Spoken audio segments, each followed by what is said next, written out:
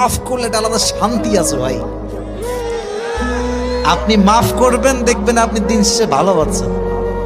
আর আপনি খালি ভাববেন যে আমি প্রতিশোধ দিব, ওরে আমি দেখে ছাড়বো, রিভেঞ্জ নিয়ে ছাড়বো, আপনি প্রতিশোধের আগুনে জ্বলে পড়ে ছারখার হয়ে যাবেন। So you have to forgive everyone from your heart. মন থেকে মাফ করবেন, হৃদয়ের প্রশান্তি দান করবে। একজন আওয়াজ দিয়ে বলেন, তিনি কে?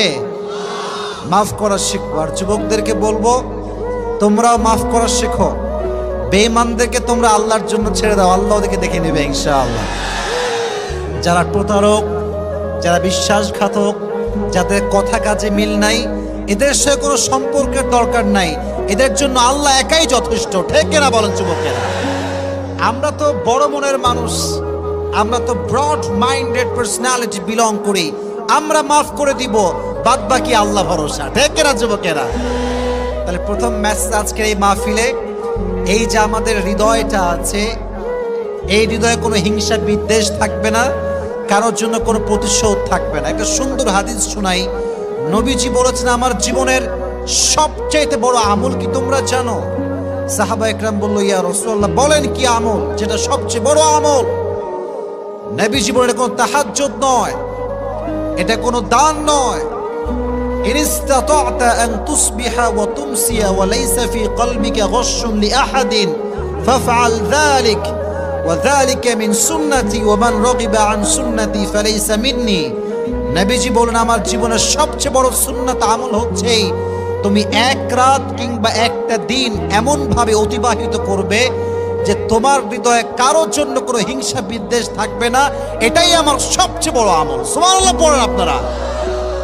একজন সাহাবী যে সবাইকে মাফ করে দিত, নবীজি তার ব্যাপারে দুনিয়াতে তিনবার জান্নাতের সুসংবাদ দান করেছে। রংপুরের ভাইদের সুবহানাল্লাহ তো আসতে তো হইতে পারে না, জোরে সোরে সুবহানাল্লাহ পড়তে হবে তো। এজন্য আজ থেকে মাফ করব। রাজি আছেন তো ইনশাআল্লাহ? আল্লাহ আমাদেরকে এটা বোঝার তৌফিক দান করুক। পড়া আমিন। আর আসলে ভাই, রাস্তাঘাটের ব্যাপার অনেক কষ্টে থাকি, জ্যাম, মারামারি, কত রকম যে ঝামেলা, তবুও যে আল্লাহ আমাদেরকে নিয়ে আসছে, কথা বলার সুযোগ দিয়েছে। আল্লাহ যেন এইভাবে বাংলাদেশের প্রত্যেকটা প্রান্তে প্রান্তে আমাকে কথা বলার সুযোগ দান করে। সকলে পড়া আমিন। তবে এতটুকু বলতে পারি, আজকের ওয়াজ যে শুনবে তার জীবনের সমস্ত দুঃখ কষ্ট হালকা হয়ে যাবে। সুবহানাল্লাহ পড়লেন না আপনারা? এমনই একটি ওয়াজ করার নিয়ত করেছি আজকে ইনশাআল্লাহ। তবে আমি এতটুকু বলতে চাই, আমার অডিয়েন্স যেহেতু 90% বেশি যুবক ভাইয়েরা এসেছে, তো আজকের মোস্ট অফ দ্য টাইম আমরা যুবকদেরকে নিয়ে বেশি কথা বলবো আজকে ইনশাআল্লাহ। তো তোমরা যারা ডানের যুবকেরা আছো, এখানে হাজার হাজার যুবক এসেছো, আমি একটা আমানত দিচ্ছি, আমার আমানত রক্ষা করবা। আমানত হচ্ছে, আমি যখন কথা বলবো বাড়তি কোনো সাউন্ড করবেন না আমার কথা ছাড়া। যদি আমি কোনো রেসপন্স চাই তাহলে আমাকে উত্তর করবেন, বাদ বাকি কোনো আওয়াজ করা যাবে না। বলেন ইনশাআল্লাহ। তো যুবক ভাইদের আজকের এই মাহফিলে যারা যারা আসছেন, আপনাদের বউ আছে কার কার? দেখি একটু হাত তোলেন তো দেখি। আছে আছে, বহুত কম, বহুত কম। আচ্ছা, হাত নামান। এবার দেখবেন খেলা কাকে বলে। এবার যাদের বউটো কেউ নাই, সিঙ্গেল পার্টিরা দেখি হাত তুলে একটু। সবাই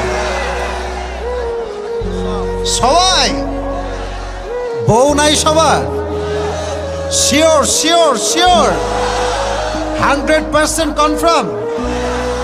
আয় হায়, আল্লাহ সবাইকে দিনদার নেককার বউ দিদিক। সকলে পড়া আমিন।